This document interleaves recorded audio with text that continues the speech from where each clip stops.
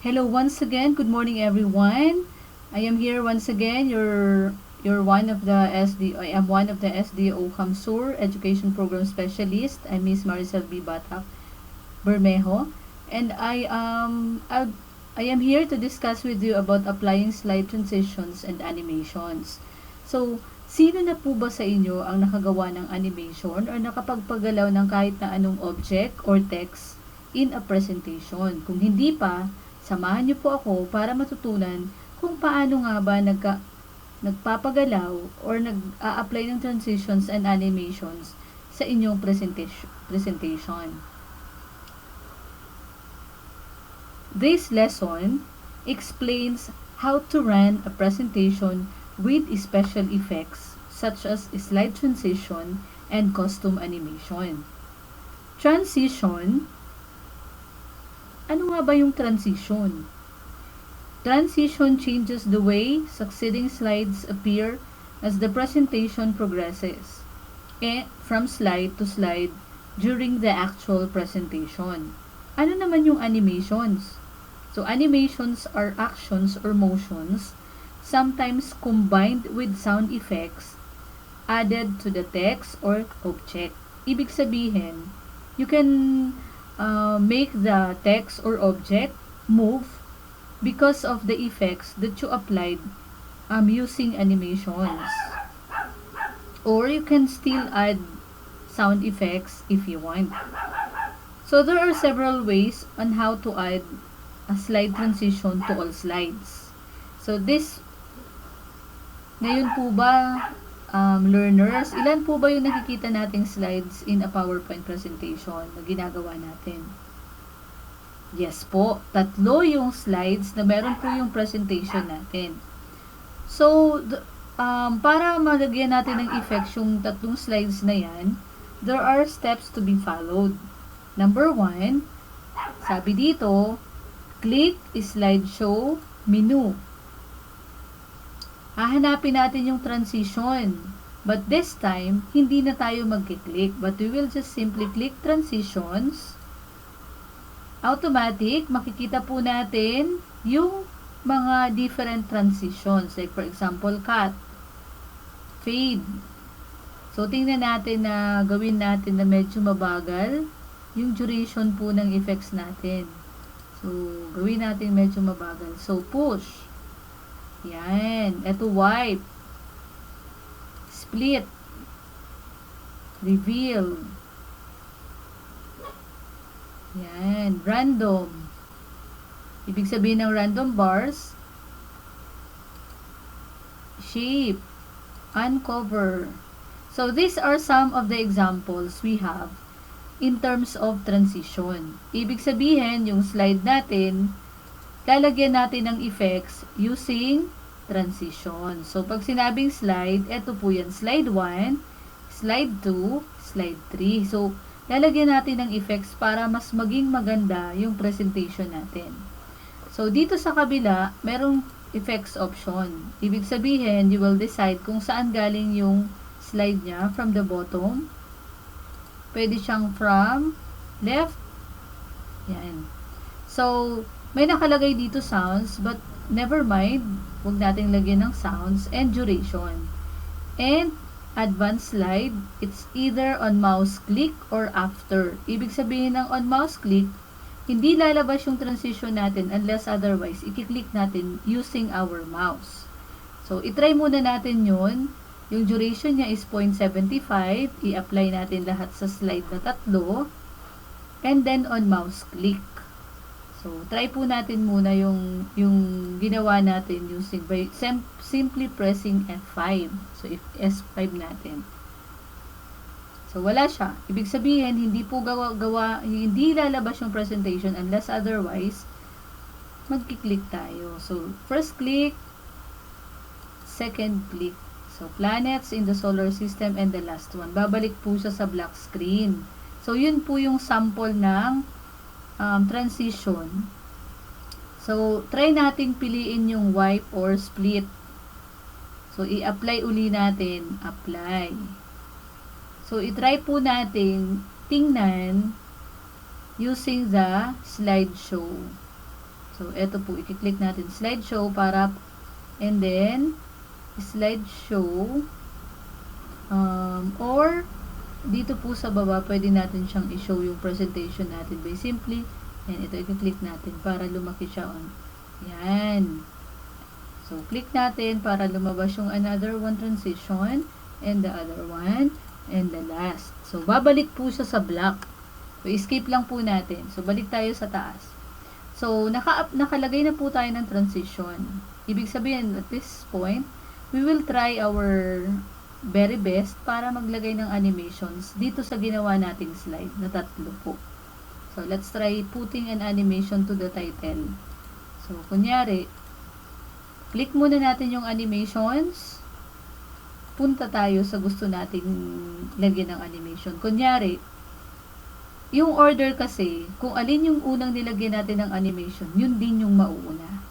Kunyari, yung logo ng house. So, lalagyan natin siya dito ng shape.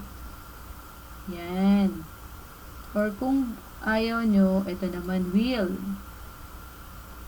Yan. So, yun yung first animation, number 1. Nakalagay automatic, merong nakalagay na 1. Ang susunod na palalabasin natin is yung text. So, try nating lagyan ng animation ulit. So, ilagay natin spin. Tingnan natin. Yan, yung spin. So, okay na. 1, tapos 2. Kasi ito yan. Isa, tapos ito. Parehas yung animation niya. So, third is, lalagyan natin ng animation yung title ng slide natin, yung applying a slide transition. So, punta ulit tayo dito. So, highlight lang. Punta dito. Pili tayo. So, fly out. Yan.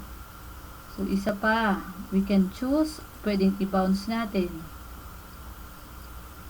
Yan. Tapos, pwedeng i-art natin kung gusto natin lagyan ng art. So, yun po yun. Ibig sabihin, 3 na po yung nilagay natin. So, eto pa. Lagyan pa rin natin ng another. So, i-fly in natin. Or kaya i-fade. Ano bang gusto natin? So, grow. Yan. So, yan na lang po ang ilalagay natin. So, ibig sabihin, ito yung unang nilagyan natin ng animation. Ibig sabihin, siya po yung unang lalabas. Pangalawa, itong e-learning resource for LS6 Digital Citizenship. Pangatlo is yung title ng slide. And pang-apat, ito. And, lagyan din natin ito. So, lagyan rin po natin yung emphasis, exit, more path, or entrance. So, lagay natin yung bounce. So, kaya spin, stretch. Pwede namang stretch. So, i-okay po natin. So, never mind this one. Huwag na po natin lagyan ng animation. So, let's try now seeing ano ba yung nilagay nating animations dun sa title ng slides natin. So, let's see. So, using the, pwedeng i-F5 nyo, shortcut command for showing an animation. Pero since hindi natin siya nalagyan ng timer, kailangan i-click natin yung mouse button natin. So, click 1. Una, yung nilagyan natin ng animation is yung logo. Pangalawa, eto. Pangatlo. Pang-apat. Pang-5.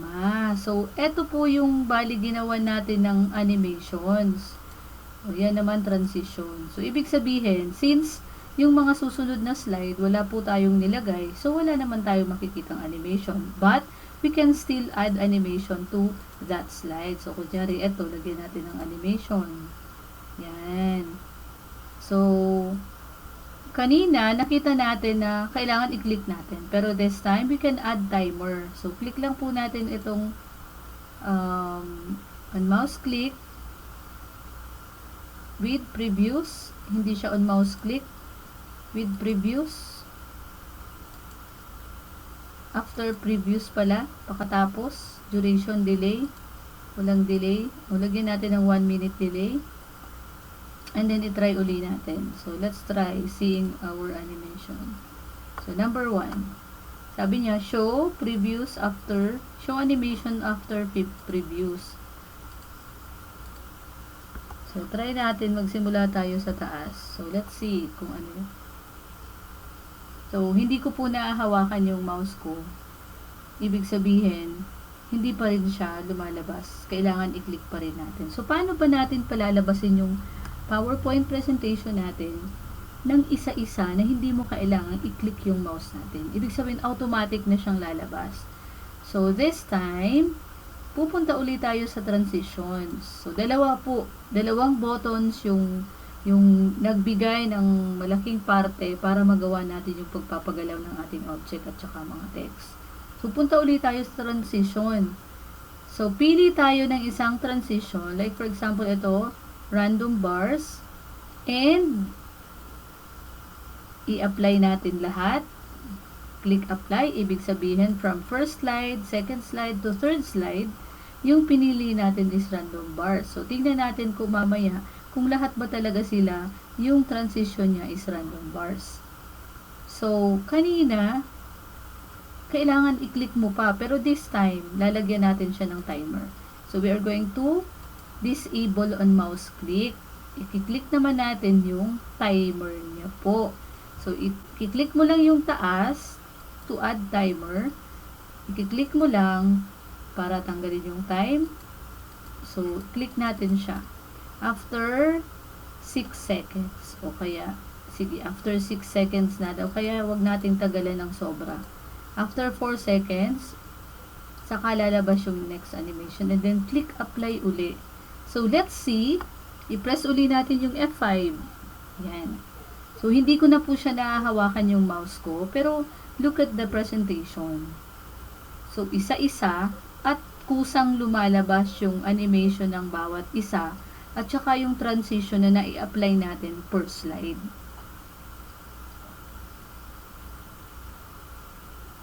Yan. That's the end of the presentation. May nakalagay, end of the slideshow. Click to exit or press escape to go back to the normal view. So, guys, learners, meron po ba tayong natutunan for our discussion today? So, ang discussion uli natin is regarding transition and animation. So, transitions, yun yung effects na ina-apply natin per slide as a whole. Kung paano siya lalabas with an effect. But, when we talk about animation, this is applied or these animations are applied to specific graphics. Pwede siya sa text. Or you can customize it.